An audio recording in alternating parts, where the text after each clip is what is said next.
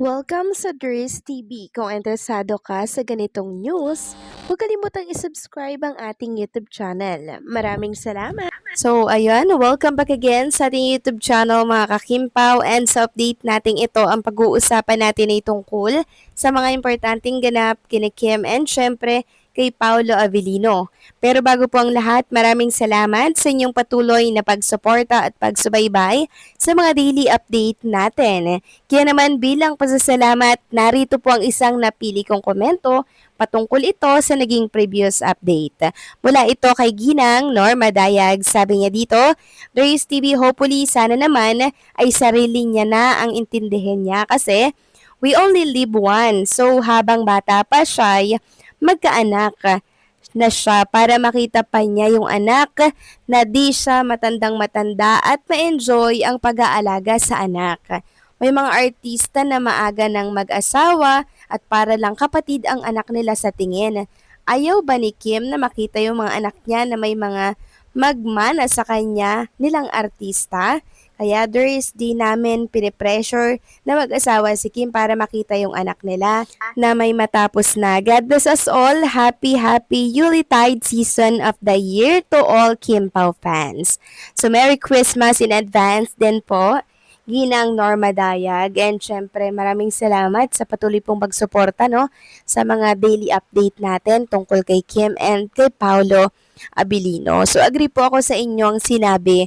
Sana naman sarili muna ngayon ni Chinita Princess yung intindihin niya, hindi po ba? Kasi sayang naman yung mga property, yung mga yaman niya, yung pagpapagod niya, yung paghihirap niya, 'di ba? Kung walang magmamana niyan, 'di ba mga kakimpaw, ngayon wala pa po siyang anak. Mga pamangkin pa lang po yung kanyang pinag-aaral, and syempre ang tinutustusan yung kanyang pamilya, yung kanyang mga kapatid. So sana, 'di ba, this time pamilya naman ni Chinita Princess, yung magiging anak naman niya. 'Di ba, yung anak naman niya, kasi ang sarap kaya sa piling mga kakimpaw na nakikita po natin na lumalaki yung anak natin, 'di ba? Kasabay po ng pagtanda natin, 'di ba mga kakimpaw? Kasi sayang naman yung pinagpaguran ni Chinita Princess para sa inyong kanyang pagpapagal kung wala namang magmamanan na talagang galing sa kanyang sinapupunan. And alam naman natin mga kakimpaw na talaga namang nagkakaedad na po si Chinita Princess. Kaya sana po ay maisipan niya na magkaanak naman this time, 'di ba? Kasi nasa tamang edad na siya mga kakimpaw. Hindi na po siya pabata no, nadadagdagan taon-taon yung kanyang edad, and hindi natin yan maipagkakaila. Talagang tumatanda tayo every year. Kaya sana maisipan po yon ni Chinita Princess. So hindi naman yan sa pinipressure natin. Tayo ay nagbibigay lang naman ng mga advice kung ano po yung makakabuti kay Chinita Princess. At least nakasecure na yung kanyang anak, 'di ba? Anak na pinapangarap din ng ibang kababaihan na ayaw pong tumanda na dalaga. 'Di ba? Mga kakimpaw, sayang po ang lahi. Sayang ang ganda ni Chinita Princess. Sabi nga po nitong si Sir EJ, sayang ang ganda ni Kim. Kaya sana this time ay mag-asawa at mag-settle na mga kakimpaw, 'di ba? Nang makita natin naman yung palahi ng Kimpaw. Siguradong pogi or maganda 'yon. 'Di ba? Kasi alam naman natin na pogi at maganda rin ang pinagmulan si Kim and si Paolo Avellino. Hopefully din po ito ni Chinita Princess kasi para din naman po yan sa kanya na mga property, mga yaman niya po na naipon para may magmana, hindi po ba?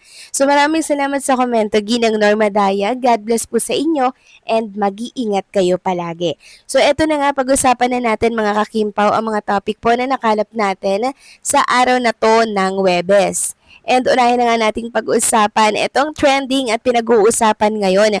Walang iba kundi po ang pagdalaw nga nitong si Darren sa shop ni Chinita Princess. Sabi nga po dito ni Chini Pao, Bella is right, Kim is so generous. Kaya she has a very huge support system. Here is Bestie Darren supporting Bestie Kim. bestie sa lahat ng bagay. Yes po mga kakimpaw. Sa sobrang pagka-generous niya, naabuso nga lang, 'di ba? Pero thankful ako dito kay Darren, kay Bella, and syempre kay Angelica Panganiban na talaga naman pong hindi iniiwan si Chinita Princess sa ganitong pagkakataon, 'di ba? Sa ganitong kasaklap na problema pinagdadaanan ni Chinita Princess. Kaya ngayon nagpi-payback po yung mga taong alam niyo yun, ginawan po ng mabuti ni Chinita Princess. Samantalang next topic naman tayo, pag-usapan natin itong binahagi po ni Ma'am Carlina de la Merced sa kanyang Instagram story. Ito po ay picture ni Chinita Princess and Paula Avellino na kung saan makikita nga dito na may taghawak pa talaga si Paula Avellino ng script na binabasa niya. Sabi nga dito sa caption, ganda at sexy ng taga-parid ng script So, ayan mga kakimpo, talagang binibaby ni Chinita Princess si Paula Avellino. Sobrang maalaga niya, no? Ayaw niya pong nahihirapan or napapagod si Paulo. Sana all. Ito yung babae mga kakimpaw na dream ng lahat. Babae mga kakimpaw na gustong gusto ng mga kalalakihan. Maalaga, mabait, generous, lahat na. Wala na kayong hahanapin kay Chinita Princess. Samantalang next topic naman tayo, pag-usapan natin mga kakimpaw, eto pong pinagkakaguluhan ngayon sa mundo ng ex. Yung naging statement or naging sagutan daw ni Paula Avellino doon sa sinabi ni Chinita Princess na lagi naman kitang pinipili. Sobrang off daw yung sagot nitong si Paulo Avellino. Sabi dito ni Aurora, girl, Princess Chinita, tinag niya po. Sobrang off ang sagot ni Paulo, Paulo Avellino tinag. Kim, lagi naman kitang pinipili. Di ba yun yung sinabi ni Kim? Paulo, syempre, ikaw lagi kong tinatawag na kaduet. Like, huh?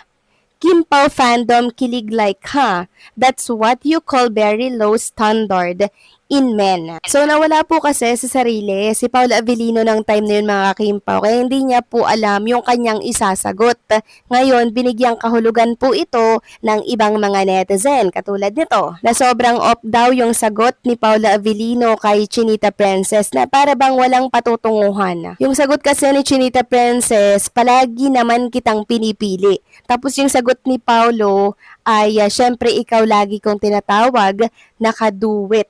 So parang ang layo daw po sa sagutan ni Paula Avellino yung sinabi po ni Chinita Princess. So yan po yung pinoproblema ng ibang fans, ibang netizen. Bakit daw ganun yung sagot ni Paula Avellino? Parang hindi daw siya seryoso kay Chinita Princess, mga kakimpaw. So lililawin ko lamang po yung tungkol dyan na wala lang po talaga si Paula Avellino sa kanyang sarili dahil sa sobrang kilig sa sinabi po ni Chinita Princess. Kahit sino po ang nasa ganyang sitwasyon, hindi ka ba makakapag-isip ng tama kahit ano na lang yung sabihin mo.